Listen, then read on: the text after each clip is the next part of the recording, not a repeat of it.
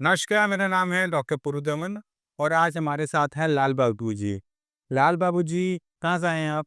Mount Abu Rajasthan. और वहाँ पे क्या करते हैं माउंट आबू में? आईपीडी और एवारडी रेयर और पेशेंट को भर्ती करना और छुट्टी करना। अच्छा, भर्ती करना, छुट्टी करना और खुद बीमार पड़ गए है कोरोना के बाद ही आया। कोरोना के बाद से। हाँ, तो ऐसा था नहीं कि मतलब ये हाथ में जो फेमस कब शुरू हुए थे? ये कोरोना के बाद स्टार्ट हुआ। हुँ, कम से कम 12 घंटा कंप्यूटर पर बैठते थे। अच्छा, तो वो काफ़ी हाथ पैसा गिनते थे, तो वो उस हाथ लग गए थे। तो ये जो 12-12 घंटे की ड्यूटी कब से कर रहे हो? ये पहले तो 22 सालों से कर रहे थे। 22 सालों से? अबे लेकिन ड्यूटी चेक, लेकिन जब ये हुआ ना तो एमआरडी एक सेक्शन बना। MRD medical record department. Records का तो उसमें हम हैं, उसमें कंप्यूटर ज़्यादा नहीं चलाना पड़ा। चलाना नहीं पड़ता है। तो ये मतलब 1 साल से हुँ, ये दवाई खा रहा हूँ। तो ये जो आपका हॉस्पिटल है ग्लोबल ग्लोबल हॉस्पिटल में है ना वो पे, तो ये मतलब क्या चैरिटेबल है, कैसे है? चैरिटेबल है। चैरिटेबल हॉस्पिटल है, तो लोड पेशेंट का बहुत ज़्यादा रहता होगा, जी, जी। हाँ, लोड तो बहुत आता है। बहुत ज़्यादा। समझिए कि वो आई पेशेंट 25-30 आ गए तो 12 बजे रात तक करना ही है। अच्छा, 12 बजे रात में कोई बढ़ गया पेशेंट तो फिर बिल बनाने आ जाओ। हाँ, तो अभी मतलब लाइफ तो ही रही हमेशा, हॉस्पिटल भी रही। हॉस्पिटल में अभी भी सेवा कर रहे हैं, रिटायरमेंट हो गए हैं, अच्छा, लेकिन अभी भी सेवा में हाजिर। सेवा कर रहे हैं। हाँ, तो आपने कभी सोचा नहीं कि आपको ये जो पार्किंसन हुआ, क्यों हुआ? हाँ, इसमें ये तो दिमाग में आता था कि हमको मतलब कि ज़्यादा टेंशन भी लेते थे, रेस्ट नहीं कर पाते थे। हाँ, और डायरेक्टर बुलाए, बोले कि नहीं भाई इतना अब मेहनत नहीं करो, बहुत कर चुके हैं, हाँ, अब आराम से एमआरडी में जाओ। अब देखो, खुद सोचो, आप हॉस्पिटल में थे, जी, जी। चारों तरफ डॉक्टरों से घिरे हुए, जी, फिर भी बीमार पड़े। और आपको अब रिज़ल्ट भी पता है कि जो आपने 12-12 घंटे की जो नौकरी करी, स्ट्रेस लेके किया, रात को जाग-जाग के जो आपने काम किया, मेडिटेशन के लिए 2 बजे उठना।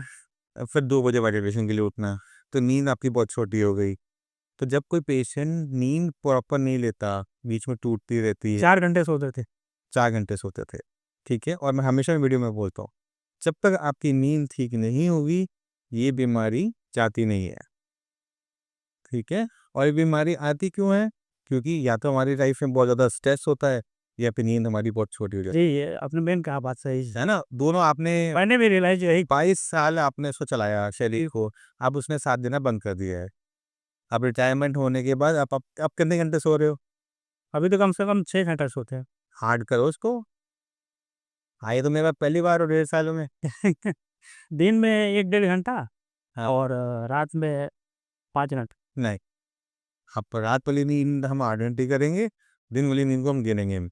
हाँ, नहीं यहाँ तो अभी अभी बढ़ाई ऐसा भी काफ़ी हुआ है।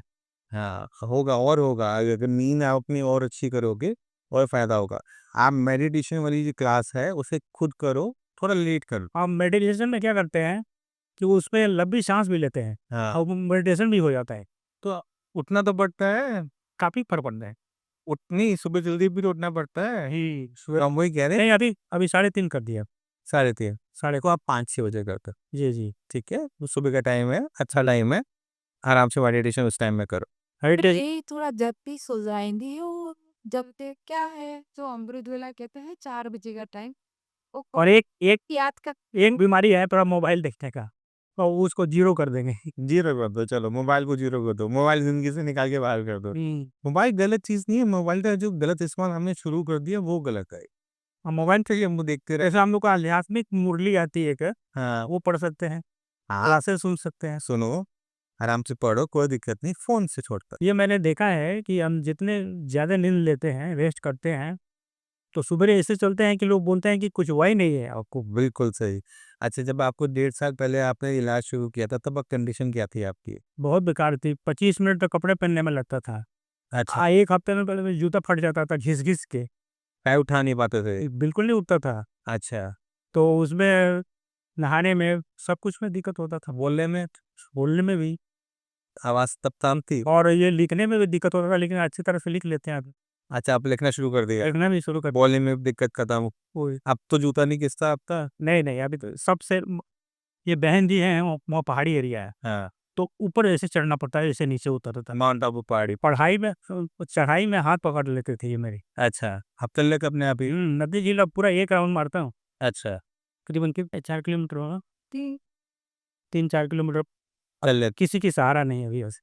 ठीक है। सुबह शाम तो ऐसे चलता है कि पता ही नहीं चलता है कुछ हुआ है। क्योंकि सारे हॉस्पिटल के लोग सुनते हैं तो भाई क्या हो गया, क्या हो गया? पूरी पूरी ज़िंदगी तो सेवा करी है आपने हॉस्पिटल में और खुद बीमार पड़ गए। अब रिटायरमेंट के बाद भी कर रहा हूँ। अब मैं वही कह रहा हूँ थोड़ा-सा कम कर दो, ठीक है, आराम ज़्यादा करो। लेकिन ये दवाई से आयुर्वेदिक जो दवाई आते हैं काफ़ी फ़ायदा हुआ। इसका मतलब कि बहुत फ़ायदा हुआ है फर्स्ट क्लास का। चलो अब जो मैं आपको कह रहा हूँ उस बात को मानो, जी, ठीक है?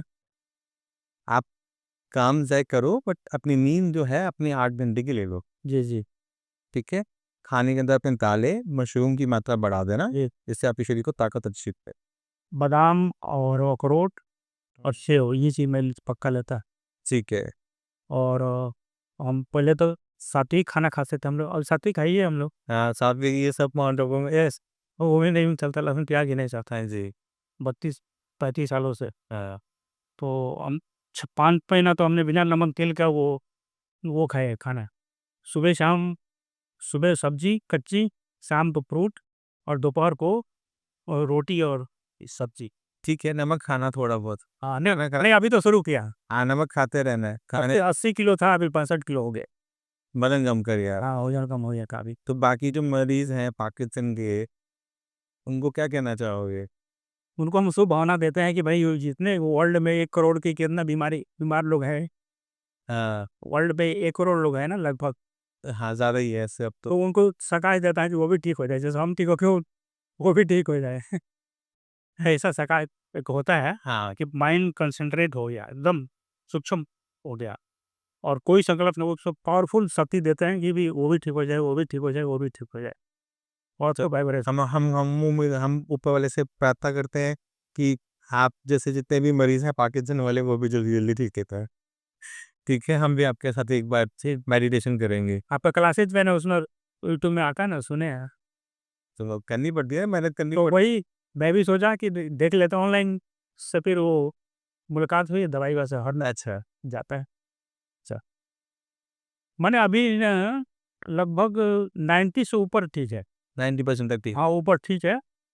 तो आपने खुद देखा है जब हम पार्किंसन जैसी बीमारी के बारे में बात करते हैं, जहाँ डॉक्टर कहते हैं कि आराम नहीं आएगा, ये बीमारी बढ़ती चली जाएगी, आप सिंडोपा, लीवोडोपा खा रहे होते हो, उसके बाद भी कंडीशन डे बाय डे खराब हो रही होती है, तो आपको पहले ये जांचना होता है कि आपको बीमारी हुई नहीं हो। जैसे राम बाबू जी के केस के अंदर नींद प्रॉपर नहीं थी, 12 घंटे की जॉब थी, बीच बीच में उठकर आना पड़ता था, सुबह का इनका मेडिटेशन का सेशन होता था, तो इसकी वजह से नींद जो थी वो बहुत ज़्यादा कम रही और इसकी वजह से जो इनका ब्रेन में जो आप कह सकते हो कि रिपेयर का काम जो रात को होता था, वो कम होने लगा और इसका असर इनके हाथ-पैर में देखने को मिला कि ब्रेन का जो कंट्रोल है हाथ-पैर की मसल से जाने लगा।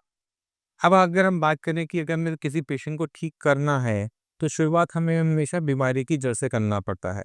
बीमारी की जड़ थी नींद कम आना और स्ट्रेस। जैसे ही दोनों चीज़ें ठीक होने लगी, पेशेंट की बॉडी में आराम आने लगी। तो अगर आप पार्किंसन के पेशेंट हैं और अपने आप को ठीक रखना चाहते हैं, तो शुरुआत सबसे पहले उस बीमारी की जड़ से करो जिसकी वजह से आपको पार्किंसन हुई है। मैं उम्मीद करता हूँ इस वीडियो से आप काफ़ी कुछ समझ गए होंगे। फिर भी माइंड में कुछ भी डाउट है, कुछ भी पूछना चाहते हो, मोस्ट वेलकम है, आप आके भी मिल सकते हो। इसी के साथ आप सभी से चलने की आगे चाहूँगा। मिलते हैं अगली वीडियो में, तब तक के लिए नमस्कार।